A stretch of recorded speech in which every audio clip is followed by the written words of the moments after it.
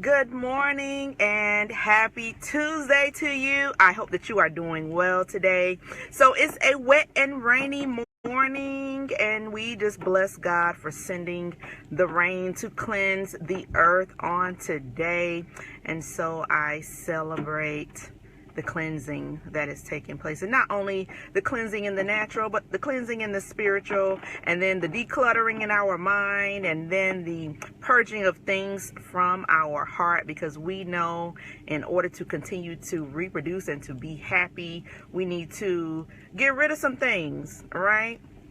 There are some elements in the air. There are some things that are just happening in nature. And, God He has a way that is mighty sweet. He knows how to keep the earth,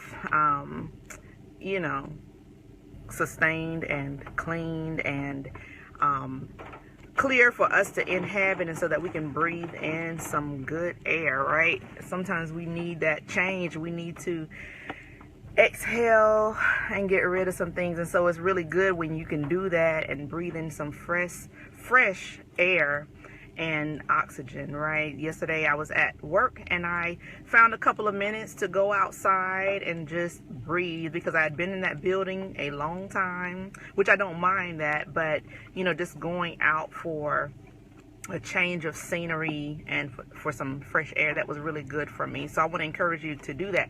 So I thought that I was going to come in this morning and talk about time stealers, but my thought, it shifted like less than 30 seconds ago. And so I want to read a scripture to you, and this is the English Standard Version, and I know a lot of people don't read that, but I'm going to read that for you today. Proverbs 6:6-8. Go to the ant, O sluggard. Consider her ways and be wise, without having any chief, officer, or ruler. She prepares her bread in summer and gathers her food in harvest. And so what do I want to say about that? We often hear people say, oh, you're going to reap what you sow. And a lot of times when they say that, they mean it in a very negative connotation.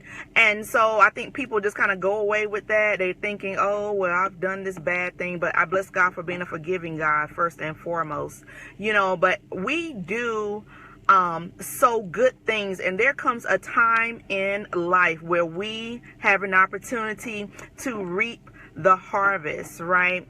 And so many of us, we have sown some good things. It may have been our time, it may have been kind words, it may have been financial contributions towards a cause or to help someone who was in need. And then there's a time where God, He rewards you for everything that you have poured out, everything that you have everything that you have sowed. And so my message today is to those who are very sensitive to the changes that are taking place in the spiritual realm. You have sowed your time, you have waited on some things to happen in your life, and I believe that the time is now, and there are going to be some good things coming back to you for those things that you have sown. We have been diligent, we've remained steadfast, we've remained committed, we've made contributions in different arenas of life, and now is the time for us to reap the harvest. And I'm reminded now of a conversation I had with my friend either yesterday or day before yesterday, where I like to ask my friends, well, what is the Lord saying? And what she said was that it's harvest time. And so I want to encourage you to begin to look for the good that you have sown, even in multiple ways, for